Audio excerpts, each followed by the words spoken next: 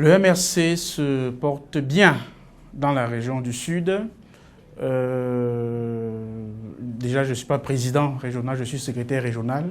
Pour s'en tenir au terme consacré au sein du MRC, je suis secrétaire régional du parti dans la région du Sud. Et je peux vous dire que le MRC s'y porte bien, aussi bien en termes d'implantation du parti. Le parti est implanté dans les 4 départements et les 29 arrondissements que compte la région du Sud. Je le dis d'autant plus que récemment, il y a quelques jours, j'ai achevé une tournée dans tous ces départements où j'ai rencontré les responsables locaux du parti en compagnie du professeur Foguet, membre du directoire national. Et nous avons très bien pris le pouls, n'est-ce pas, sur le terrain de la vitalité du parti. Les camarades sont mobilisés. Les camarades sont prêts à continuer l'implantation du parti, à faire vivre le parti dans les unités, dans les fédérations communales et départementales. Donc le parti se porte bien en gros. Et si vous vous souvenez, il y a quelques semaines, le parti a vécu ce qui n'était pas encore arrivé jusque-là, à savoir un blocus, n'est-ce pas, des militants du MRC qui se rendaient à un meeting à Ebolova. Nous avons été surpris de ce que, en plein XXIe siècle, l'on refuse à des militants politiques d'entrer dans une partie du territoire national au prétexte qu'ils n'étaient pas les bienvenus. C'est autant de choses qui montrent qu'il y a une vitalité réelle du MRC à Ebolova. Et ceux qui ont fait ça, justement, savent pourquoi est-ce qu'ils ont refusé qu'on entre. Ils savaient que si l'on entrait, les Camerounais auraient vécu un meeting extraordinaire, populaire, populeux, à l'image de celui que l'on a organisé lors de la présidentielle. Je rappelle ici que pendant la campagne présidentielle, j'ai organisé un meeting dans la région du Sud à Ebolova, auquel prenait part le président national. Ce meeting a mobilisé plus de personnes que ne l'a fait le meeting du RDPC organisé quelques jours plus tard. Donc c'est pour vous dire qu'en comparaison, le MRC est actuellement la première force politique du Sud en termes de mobilisation populaire.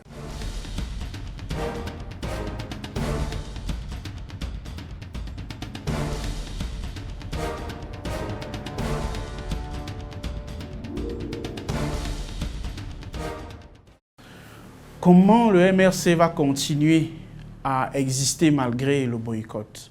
D'abord, je voudrais rappeler qu'un parti n'existe pas, ne vit pas, parce qu'il participe uniquement aux élections.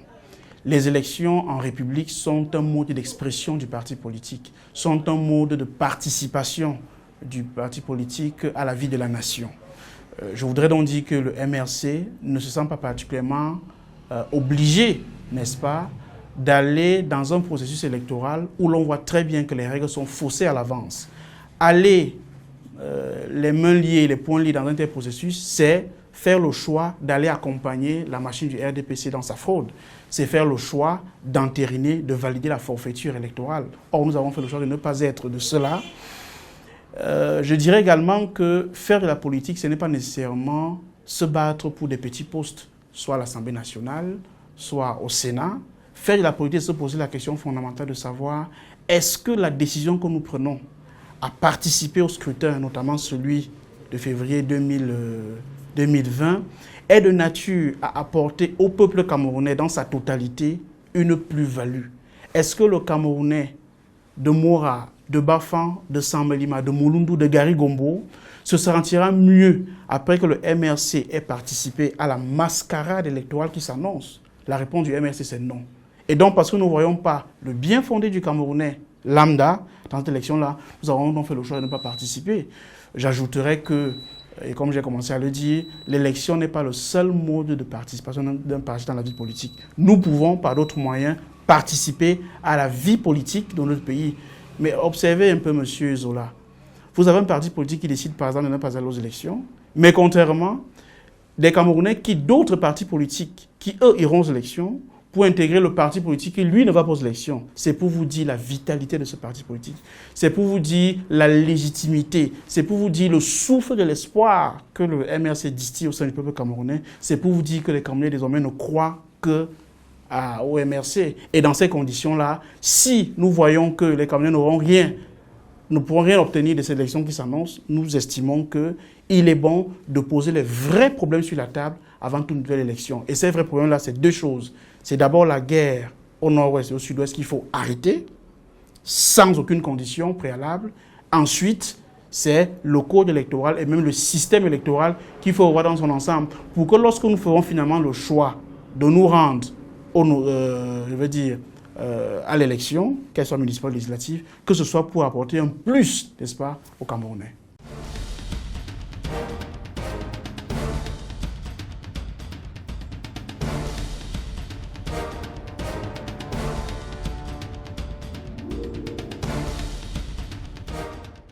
L'incarcération, après 2 mois de recul, après environ 2 mois de ma sortie, je vis cette incarcération comme étant une étape nécessaire, une étape importante, peut-être même une étape indispensable dans la résistance nationale que nous avons lancée en octobre 2018. Notre peuple vit des moments particulièrement tristes, particulièrement sensibles, qui fait que si l'on ne fait rien pour le Cameroun, eh bien nous irons droit au mur. Et je suis de ces Camerounais-là, je suis de ces fils du Cameroun qui ne veulent surtout pas que le pays aille vers le mur. Et donc, quelle que soit l'action qu'il faut poser dans le respect des lois et de la Constitution, je suis de ceux qui les poseront pour que notre pays n'aille pas vers la ruine.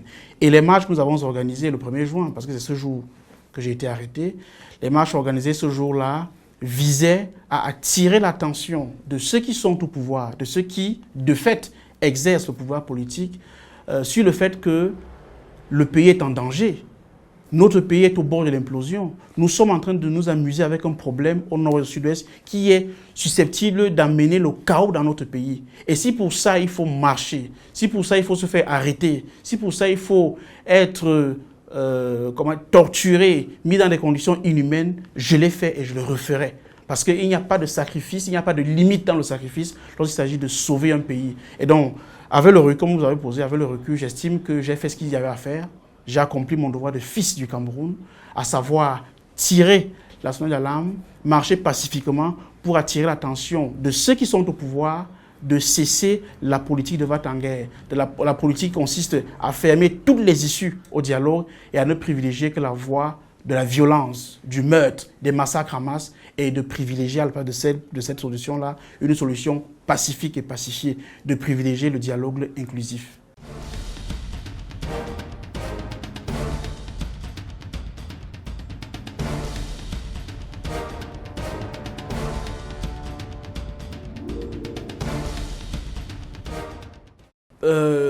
Mon opinion sur l'autochtonie est une opinion de fils du Cameroun.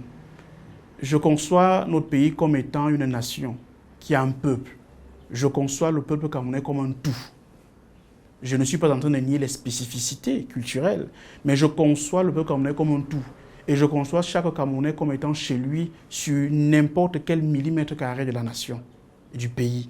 Et donc, venir dire que ne peuvent postuler à certaines responsabilités au sein de la nation que ceux qui seraient autochtones de quelque part, pour moi, c'est une antithèse de la République. C'est un crime à la démocratie. Pourquoi? Parce qu'il faudrait même, avant d'avancer ce type d'idées, d'arguments, s'assurer de la définition de ce que c'est qu'un autochtone. Les peuples camerounais actuels sont des peuples qui sont issus des migrations, qui datent pour certains des millénaires, pour d'autres des siècles. Quand est-ce qu'on commence à être considéré comme autochtone? Est-ce parce qu'on a fait 10 ans quelque part, 30 ans quelque part, 1000 ans quelque part, 2000 ans quelque part? Il faut poser la question de manière claire. Il y a des peuples qui sont abusivement considérés autochtones aujourd'hui au Cameroun, mais qui n'ont pas 400 ans dans leur site actuel. Est-ce que donc, dans un village du Cameroun où une communauté camerounaise est installée depuis 400 ans, elle est plus autochtone ou moins autochtone que ceux qui ne sont là que depuis 100 ans? Je rappelle que dans ce pays, je prends par exemple la ville de Bafoussam. À Bafoussam, il y a des communautés du Septentrion qui sont installées depuis près d'un siècle. Je suis de Sambelima. Je peux vous dire qu'il y a des gens à Sambelima, des communautés notamment du Septentrion et de l'Ouest, qui sont installés depuis pratiquement un siècle. Qu'est-ce qu'on dira à cela? On leur dira que depuis un siècle, vous n'êtes toujours pas chez vous. Non, je crois que c'est une aberration.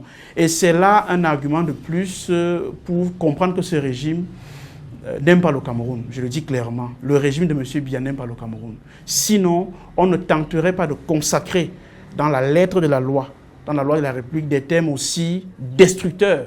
Parce qu'il n'y a pas plus destructeur que de rappeler à un homme dont le grand-père a vécu quelque part, dont le père est né quelque part, ou lui il est né quelque part, qui n'est pas de là. C'est détruire l'attachement psychologique, l'attachement même spirituel de la personne au lieu. Comment on peut dire à un Camerounais qui est né dans une localité dont le placenta est enterré quelque part qui n'est pas de là, au nom de quoi exactement? Alors que ceux qui supposément seraient de là, eux-mêmes sont issus d'une migration, c'est-à-dire qu'ils viennent de quelque part. On ne peut donc pas dire à des Camerounais qui vivent quelque part depuis des années, qui ont, j'ai failli dire, des faits d'armes, c'est-à-dire qui ont montré leur attachement au terroir, leur dit qu'ils ne sont pas de là et donc ne mériteraient pas, par rapport à d'autres Camerounais, d'exercer des fonctions publiques. Pour moi, c'est une aberration.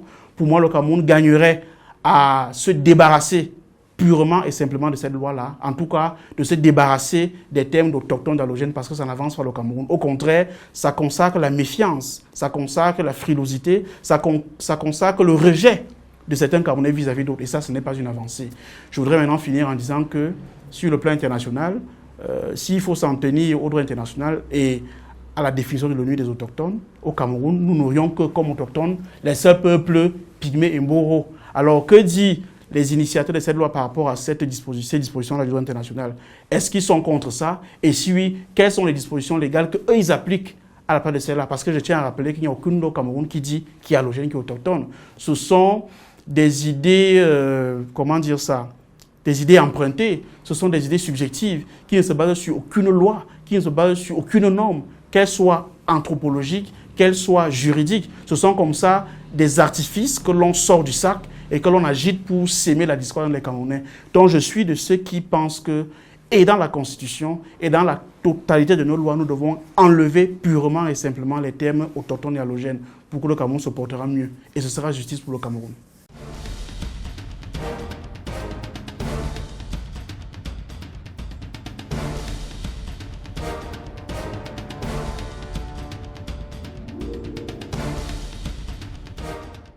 J'ai lu le communiqué, j'ai lu des choses qui avaient été dites par des Camerounais.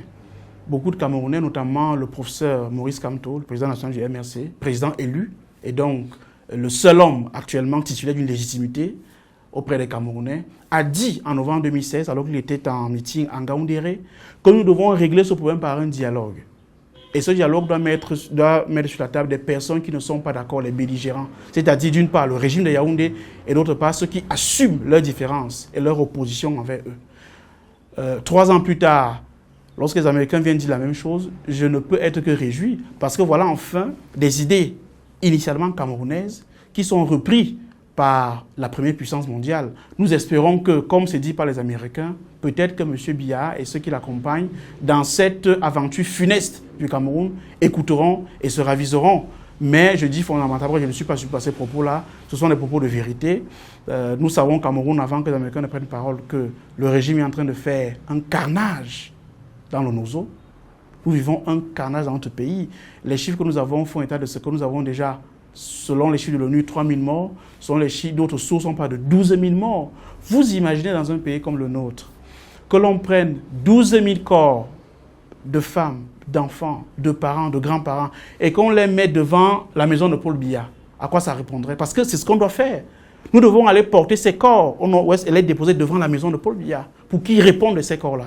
Ce sont là des vies humaines, ce sont là des fils et des filles, des enfants de ce pays qui ont été exécutés par le régime de Paul Biya. Donc nous devons aller porter ces corps et les déposer devant la maison de Paul Biya et qu'ils répondent de ces corps-là, parce qu'il est le premier responsable de ces massacres-là. Et je suis de ceux qui estiment que M. Biya devra rendre compte aux Camerounais de ces corps-là. Ce n'est pas la première fois qu'il se lance dans une entreprise de massacre à échelle industrielle. Souvenez-vous de 84, souvenez-vous de 90. Il y a comme ça des épisodes obscurs de notre histoire qui ont été façonnés et qui ont été mis en œuvre par Paul Biya. Cette fois, je pense, la fois de trop. On ne pourra plus accepter que les Camerounais continuent à se faire tuer, à se faire massacrer sans rien dire. Je suis de ceux qui sont pour que ces massacres s'arrêtent. Je suis de ceux qui sont pour que les Camerounais se lèvent et disent non à ces massacres. Parce qu'on ne peut pas continuer à mourir et se taire. Donc, que les Américains le disent, ça me réjouit. Et je formule le vœu que, n'ayant pas compris les Camerounais, ayant méprisé la voix des Camerounais, ayant méprisé la voix du MRC notamment, et de la société civile camerounaise et d'autres partis politiques d'opposition, qu'enfin, si les Américains, eux, prennent position, eh bien que M. Biya, enfin, se réveille de ce grand sommeil dans lequel il est, mais dans lequel Cameroun continue à faire des morts à une échelle qui fait peur d'ailleurs. Donc, la résolution américaine vient en point nommé. Nous espérons, je suis de ceux qui espèrent qu'elle ait les effets escomptés et que les Camerounais cessent de mourir et que nous nous mettions sur la table, M. Biya, non plus seulement avec ceux qui l'accompagnent, ceux qui accompagnent son régime, mais avec des personnes qui ne pensent pas comme lui. Parce que dites-vous bien qu'un dialogue, un vrai, c'est celui qui met justement sur la table des personnes qui ne sont pas d'accord. Monsieur Biya ne peut pas convoquer un dialogue national et ne mettre sur la table que des personnes qui sont plus ou moins d'accord sur l'essentiel. Non, il faut avoir le courage politique d'inviter quelqu'un qui ne partage pas nos points de vue, d'inviter quelqu'un qui est frontalement opposé à vous, d'inviter quelqu'un qui a pris les armes. C'est ça le courage politique. C'est ça l'envergure pour moi. C'est ça faire preuve d'un homme qui a l'étoffe de la tâche. Un homme qui est incapable de faire venir son contradicteur, son opposant, peut-être même celui qui le combat sur une table, n'est pas un homme qui a l'étoffe de la tâche. Et je pense que M. Biya, jusqu'ici, n'a pas montré qu'il avait l'étoffe de la tâche pour régler ce problème. Donc je pense que le moment est venu pour lui, enfin, de faire, pour la première fois de son existence, un pas décisif d'homme d'État.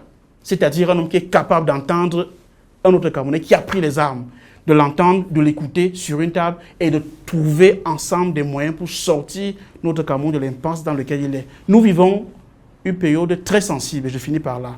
Si rien n'est fait, notre pays, ira vers l'implosion. Je suis de ces Camerounais-là qui ne voudront jamais que le Cameroun aille vers son implosion.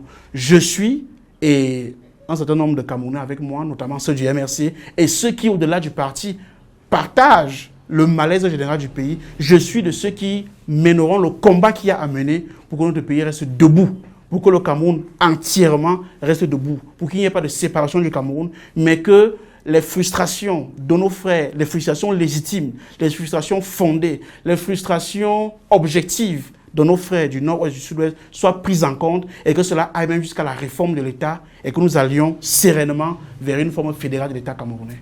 Donc voilà ce que je peux dire pour terminer.